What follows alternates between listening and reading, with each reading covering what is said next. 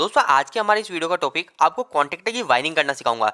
दोस्तों इस वीडियो के अंदर मैं आपको प्रैक्टिकल कुछ चीजें सिखाने वाला हूं, जिसके अंदर मैं आपको इस कॉन्टेक्टर को कैसे स्टार्ट कराते हैं इस पुश बटन से, वो आपको सिखाऊंगा। साथ साथ दोस्तों एक प्रॉब्लम होती है जो कि हम इस पुश बटन को दबाते हैं और हमारा कॉन्टेक्टर स्टार्ट होता है, बाद में हम छोड़ते हैं तो वापस से हमारा कॉन्टेक्टर बंद हो जाता है, उसे होल्डिंग बोलते हैं। तो वो होल्डिंग करना भी सिखा दूंगा। तो दोस्तों ये वीडियो आपके लिए काफी इंपॉर्टेंट होने वाला है और बिल्कुल बेसिक से बताऊंगा, जो कि एक इलेक्ट्रिशियन के लिए काफी हेल्पफुल होने वाला है। तो दोस्तों वीडियो को स्टार्ट करते हैं। तो दोस्तों देखो, सबसे पहले हमको कभी भी कॉन्टेक्टर की वायरिंग करनी है तो हमको क्या पता होना चाहिए। तो दोस्तों हमको ये पता होना चाहिए कि हमारा जो कॉन्टेक्टर है वो कॉन्टेक्टर कितने वोल्टेज का है। देखो सिंपल सी बात है, ये ऊपर के जो 3 पॉइंट है ये तो हमारी मोटर को चलाने के लिए, ठीक है। आपको पता है कि हमारा जो कॉन्टेक्टर है 3 फेज का है, इस पे लिखा हुआ है 11 किलोवाट की मोटर के लिए। तो ये जो है ये तो हमारे 3 फेज मोटर के लिए, तो हम यहाँ पे RYB कनेक्ट करेंगे। इसकी बात अभी हम नहीं कर रहे। अभी हम इस कॉन्टेक्टर को स्टार्ट कैसे करते हैं, यानी ऐसे स्टार्ट होता है ना, इस कॉन्टेक्टर को हम ऐसे स्टार्ट कैसे करेंगे उसके बारे में बात करें। तो दोस्तों देखो सिंपल सी बात है, ये जो हमारी MCB है, इस MCB को हम कैसे स्टार्ट करते हैं। हम इसके पास जाते हैं और इसको ऐसे हाथों से ऊपर करते हैं और हमारी MCB में जो हमने इधर सप्लाई दे रही है वो इधर निकल जाती है, ठीक है, दूसरी साइड हमको निकल जाती है। पर दोस्तों हमारे कॉन्टेक्टर के केस में हम बार बार जाके इसको ऐसे थोड़ी दबाएंगे, नहीं दबाते। ये कॉन्टेक्टर किस लिए लगाते हैं हम, कॉन्टेक्टर का मतलब होता है दोस्तों ऑटोमेटिक सिस्टम के लिए। हमारी जो MCB होती है, इस MCB में तो हमको इसके पास जाना ही पड़ेगा और इसको जाके ऐसे ऑन करना ही पड़ेगा। पर दोस्तों कॉन्टेक्टर के केस में क्या कर सकता हूं मैं, ये जो हमारे जो NONC पुश बटन है, ये जो पुश बटन होता है या फिर ये पुश बटन या फिर ऐसे सेलेक्टर स्विच, मैं कैसे भी स्विच लगा के इसको कहीं दूर से भी ऑपरेट करा सकता हूँ। जैसे हमारा कॉन्टेक्टर बहुत दूर है और मैं बहुत दूर ये स्विच लगा सकता हूँ, कोई दिक्कत वाली बात नहीं है, ठीक है। इसके अलावा दोस्तों मैं ऑटोमेटिक भी कर सकता हूँ, जैसे PLC लगा सकता हूँ, या फिर इसके अलावा मैं टाइमर लगा सकता हूँ। जैसे लाइटिंग के लिए आपने देखे होंगे कि हमारे रात को ऑटोमेटिक लाइट चल जाएगी, सुबह ऑटोमेटिक लाइट बंद हो जाएगी, वो टाइमर लगा के कॉन्टेक्टर को ही ऑन ऑफ कराते हैं वो, ठीक है। तो MCB के अंदर हम ऐसा नहीं कर सकते, हम ओनली फॉर कॉन्टेक्टर में कर सकते हैं। तो कॉन्टेक्टर के लिए दोस्तों जो ऑटोमेटिक ऑन ऑफ करने के लिए इसको कुछ वोल्टेज देने पड़ते हैं। तो दोस्तों आपको ये दिख रहा है एक A1 और एक हो गया ये A2। तो अब दोस्तों हमको सबसे पहली चीज ये देखनी है, कभी भी कॉन्टेक्टर की वायरिंग करनी है तो इस ये जो कॉन्टेक्टर है, कॉन्टेक्टर कितने वोल्टेज से स्टार्ट होगा। कोई कोई कॉन्टेक्टर जो होते हैं वो 24 वोल्ट से भी स्टार्ट हो जाते हैं, कोई कोई कॉन्टेक्टर होते हैं हमारे 48 वोल्ट देने पड़ते हैं, कोई हो गए जिसके अंदर हमको 220 देना है, किसी के अंदर हमको 2 फेज देना है, एक A1 के अंदर हमको फेज देना है और एक A2 के अंदर फेज देना है, तभी ये कॉन्टेक्टर ऑटोमेटिक ये डाउन होएगा, ठीक है। तो दोस्तों सबसे पहले हमको ये चीज देखनी है, तो ये चीज कहाँ दिखेगी, ये चीज हमको यहाँ पे A1 A2 लिखा हुआ है ना, इसके पास में आपको कहीं पे मिल जाएगी। अधिकतर जो होता है वो इस जगह दिख जाता है, पर इस कॉन्टेक्टर के अंदर आपको यहाँ पे साइड में लिखा हुआ दिखेगा। जैसे इस कॉन्टेक्टर के अंदर दोस्तों यहाँ पे लिखा हुआ है 220 वोल्ट 50 हर्ट्ज। तो दोस्तों ये किस लिए, ये यहाँ पे एक कॉइल लग रही है, इस कॉइल के अंदर सप्लाई देते हैं तब जाके हमारा कॉन्टेक्टर स्टार्ट होता है। तो दोस्तों इसके अंदर मेरे को कितने वोल्टेज देना है, 220 वोल्टेज। तो अब दोस्तों देखो, मैं इसको एक बार बिना पुश बटन के 220 वोल्टेज देके देखता हूँ और फिर आपको बताता हूँ कि आखिर ये कैसे ऑन ऑफ होता है। तो दोस्तों ये हमारे पास में 2 तार आ रहे हैं, एक फेस का हो गया और एक हो गया हमारा न्यूट्रल का। तो दोस्तों देखो इसके अंदर मैं सबसे पहले आपको दिखाता हूँ फेस आ रहा है। तो इसके अंदर देखो दोस्तों फेस आ रहा है, ठीक है, मेरा टेस्टर ग्लो कर रहा है, इसके अंदर फेस वायर है। तो मैं क्या करूंगा दोस्तों, A1 के अंदर मैं फेस जोड़ दूंगा और A2 के अंदर मैं न्यूट्रल जोड़ दूंगा, क्योंकि मेरे को इसके अंदर कितने वोल्टेज देने हैं, यहाँ पे लिखा हुआ 220 वोल्टेज A1 और A2 के अंदर, ठीक है। तो दोस्तों देखो ऐसा भी कोई दिक्कत नहीं है कि A1 के अंदर मैं फेज जोड़ूंगा या A2 के अंदर न्यूट्रल जोड़ूंगा, कोई दिक्कत नहीं है। आप A2 के अंदर भी फेज जोड़ सकते हो और A1 के अंदर न्यूट्रल भी जोड़ सकते हो, क्योंकि दोस्तों हमारा जो AC वोल्टेज होता है, इस AC वोल्टेज के अंदर हमको कोई भी ध्यान नहीं रखना पड़ता। अगर ये DC का होता, DC कॉन्टेक्ट होता, मतलब ये DC की सप्लाई से स्टार्ट होगा, तो इसके अंदर मेरे को सोच समझ के सप्लाई देनी होती, यानी अगर जिसमें प्लस लिखा हो उसमें ही प्लस देना था, जिसमें माइनस लिखा हो उसी में माइनस। तो अभी कोई दिक्कत वाली बात है ही नहीं, मेरे को सिर्फ 220 वोल्टेज देना है। और दोस्तों ये तो न्यूट्रल है तो इसमें करंट भी नहीं आएगा, ठीक है। तो ये न्यूट्रल वायर है, इस न्यूट्रल वायर को मेरे को A2 में जोड़ना है। अब जैसे मैं इसमें जोड़ूंगा तो मेरा कॉन्टेक्टर ऑन होएगा, देखो आवाज आएगी। तो दोस्तों देखो जैसे मैं इसके अंदर जोड़ूंगा और ये कॉन्टेक्टर ऑन होएगा और ये आवाज आएगी, ये हिल रहा है इसलिए बार बार आवाज आ रही है। तो इसको एक बार मैं जोड़ देता हूँ फिर आपको बताता हूँ। तो दोस्तों ठीक है, इसके अंदर मैंने न्यूट्रल जोड़ दिया A2 के अंदर और A1 के अंदर मैंने फेज जोड़ दिया। अब दोस्तों जैसे ही मैं इस स्विच को ऑन करूंगा, हमारे घर के जो स्विच होते हैं उस बोर्ड से मैंने इसको सप्लाई दे रखी है, तो जैसे ही मैं उस स्विच को ऑन करता हूं और मेरा कॉन्टेक्टर ऑन हो जाएगा, ठीक है, कॉन्टेक्टर ऑन हो गया। तो दोस्तों अब क्या होगा, कॉन्टेक्टर होने के बाद में मैंने अगर इधर कोई फेज दे रखा है और इधर मैंने कोई मोटर के तार जोड़ रखा है, ठीक है, मैंने जैसे ऊपर कोई 3 फेज जोड़ रखे और नीचे मैंने मोटर के तार जोड़ रखे, तो मेरे जो ऊपर के फेज है वो मेरे को नीचे मिलने लग जाएंगे, ठीक है, यही काम होता है। अब दोस्तों मैं क्या करना चाहता हूँ, मैं चाहता हूँ कि मैं ऐसे पुश बटन लगा दूँ। तो ऐसे पुश बटन लगा के कैसे लगाऊंगा, आपको सिंपल सी बात पता है क्या करना है मुझे पुश बटन लगाने के लिए। सिंपल सी बात, मैं ये वायर को यहाँ से काट दूंगा और ये पुश बटन को बीच में जोड़ दूंगा। तो उससे क्या होगा, जब मैं पुश बटन दबाऊंगा तभी इसके अंदर सप्लाई आएगी, तभी इसके अंदर फेस आएगा और ये मेरा कॉन्टेक्टर ऑन होगा। तो इसको एक बार मैं जोड़ के दिखाता हूँ, आपको समझाता हूँ। तो क्या करूंगा दोस्तों, सबसे पहले मैं क्या करूंगा, इसके यहाँ से मैं फेस निकालूंगा, ठीक है। दोस्तों मैं भी लाइव काम कर रहा हूँ तो आप थोड़ा ध्यान रखिएगा, ठीक है, कभी भी लाइव काम मत कीजिएगा। तो मैं आपको समझाने के तरीके से, ताकि आपको अच्छे समझ आए, इसलिए मैं थोड़ा लाइव काम कर रहा हूँ जिससे आपको अच्छे समझ आएगा, ठीक है। तो दोस्तों ये मैंने फेस निकाल लिया, ये मेरा कॉन्टेक्टर वापस से बंद हो गया, ठीक है। अब दोस्तों मेरा फेस वायर है, ये फेस वायर के अंदर मेरे यहाँ पे वोल्टेज दिखा रहा है। अब दोस्तों मैं क्या करूँगा, ये जो हमारा एनो है इस एनो पुश बटन के अंदर जोड़ दूंगा।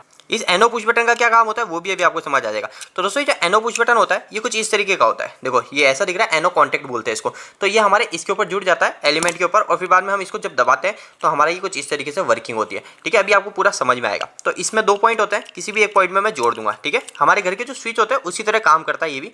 तो मैंने इसके अंदर ये जोड़ दिया।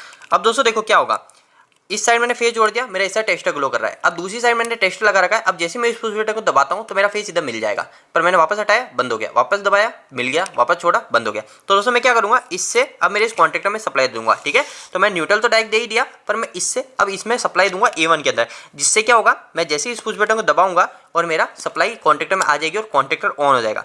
तो पर दोस्तों एक चीज ध्यान रखिएगा, अभी मैं इसके अंदर जोड़ तो दूंगा पर आगे जाके एक प्रॉब्लम आएगी। क्या प्रॉब्लम आएगी, जब तक मैं इस पुश बटन को दबाऊंगा तब तक ही तो मेरा फेस यहाँ से निकल रहा है। जैसे मैं भी पुश बटन को नहीं दबा रहा तो मेरा फेस नहीं मिल रहा, जैसे मैं इसको दबाता हूँ मेरा फेस मिल गया और वापस से मैं छोड़ता हूँ तो वापस से बंद हो गया। तो दोस्तों प्रॉब्लम क्या आएगी, मेरा कॉन्टेक्टर वापस से बंद हो जाएगा। फिर भी मैं आपको एक बार समझाता हूँ, फिर उसके बाद में क्या प्रोसेसर होता है, इसको होल्डिंग कैसे कराते हैं वो भी आपको समझाऊंगा।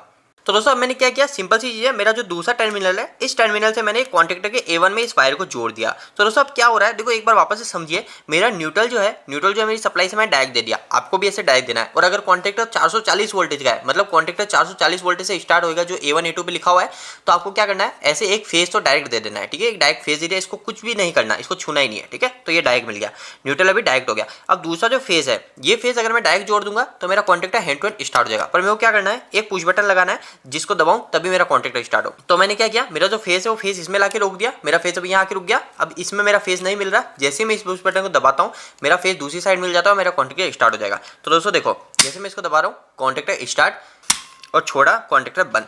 तो दोस्तों इस वायरिंग को बोलते हैं इंचिंग वायरिंग। अभी इंचिंग वायरिंग का मतलब क्या होता है, तो दोस्तों देखो जैसे मैं इसको दबा रहा हूँ तो मेरे जो RY भी ऊपर दूंगा मैं, वो नीचे हमारी मोटर के तार में चले जाएंगे और मेरी मोटर स्टार्ट हो जाएगी। और मैं जैसे ही छोड़ दूंगा तो मेरी मोटर वापस से बंद हो जाएगी। तो दोस्तों इसको हम वहाँ पे उपयोग में ले सकते हैं जहाँ पे हमको ऐसा ही प्रोसेस ही है, जब तक मैं इसको दबाऊँ तब तक हमारी मोटर चलती रहे, जैसे ही मैं इसको छोड़ दूँ मेरी मोटर वापस से बंद हो जाए।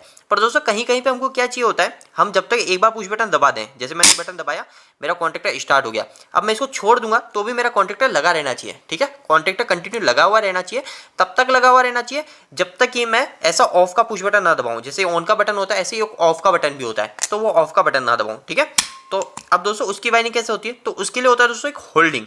तो उस होल्डिंग को कैसे करते हैं वो मैं आपको समझाता हूँ। तो दोस्तों देखो होल्डिंग के लिए हमको एक ऐसा एड ऑन ब्लॉक लाना पड़ता है। अब ये एड ऑन ब्लॉक क्यों लगा रहे हैं वो भी आपको पता होना चाहिए, क्योंकि दोस्तों देखो अगर मेरी 3 फेज की मोटर है, एक RYB मैंने इधर जोड़ दिया और एक RYB जो हमारी मोटर के 3 तार है वो मैंने इधर जोड़ दिया, तो हमारे कोई भी टर्मिनल बचा नहीं। पर हमको होल्डिंग के लिए क्या चाहिए होता है, एक एनो टर्मिनल उपयोग में फ्री होना चाहिए। तो एनो टर्मिनल क्या होता है दोस्तों, अगर आपको NONC नहीं पता ना, अगर आप थोड़े कंफ्यूज हो रहे हो NONC के ऊपर, तो आपको सबसे पहले वो पता होना चाहिए। क्योंकि दोस्तों अगर आप इलेक्ट्रिशियन बन रहे हैं तो आपको सबसे पहली चीज जो इलेक्ट्रिशियन या इंजीनियर सबके अंदर जरूरी है वो है NONC। इलेक्ट्रिकल का सारा खेल NONC के ऊपर है।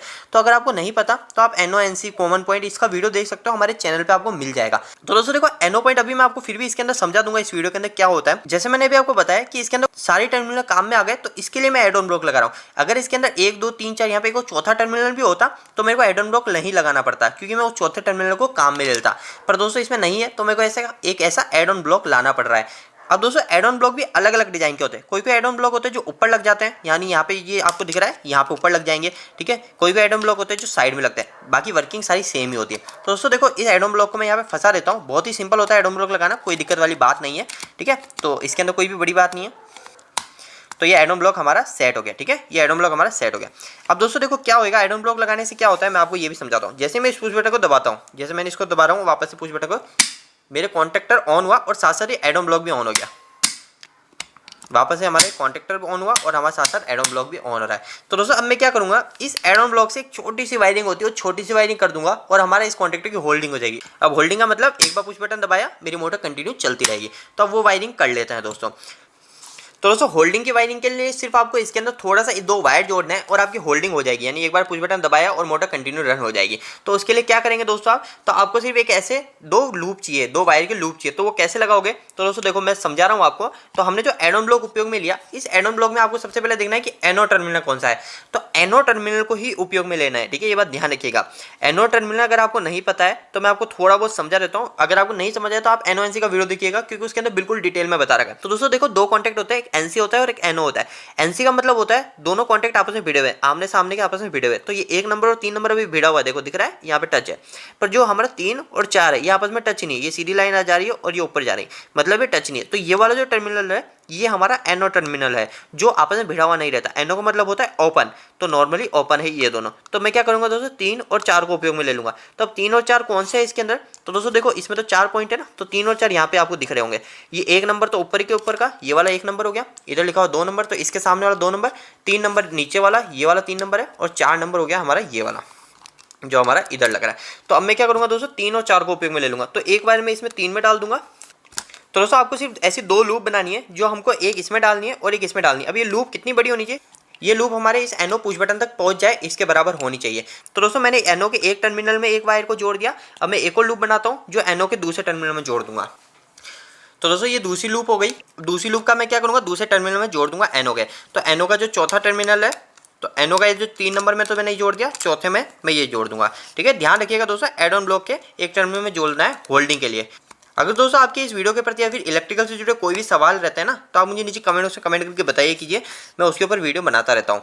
ठीक है, तो दोस्तों हमारे पास में ये 2 वायर हो गए। अब दोस्तों देखो होल्डिंग क्या होएगा, होल्डिंग के लिए मेरे को क्या करना है, अब ये जो हमारा एनओ का पुश बटन है, इस एनओ के पुश बटन में एक साइड में वायर घुसा देना है, इस वायर को एक साइड में घुसा देना है और एक को दूसरी साइड में डाल देना है। ठीक है, और हमारी होल्डिंग हो जाएगी। कोई दिक्कत वाली बात नहीं है दोस्तों, कोई सा भी किसी भी साइड जोड़ सकते हो। तो मैंने एक ये वाइस में डाल दिया, ठीक है, और इसको मैंने टाइट कर दिया। 2 लूप है ना, तो इसमें भी 2 टर्मिनल है, दोनों के अंदर एक एक लूप को डालनी है। ठीक है, इसको इधर टाइट कर दिया और दूसरा जो है, और ये मेरी जो दूसरी लूप है, इस दूसरी लूप को दूसरे में डाल दूंगा।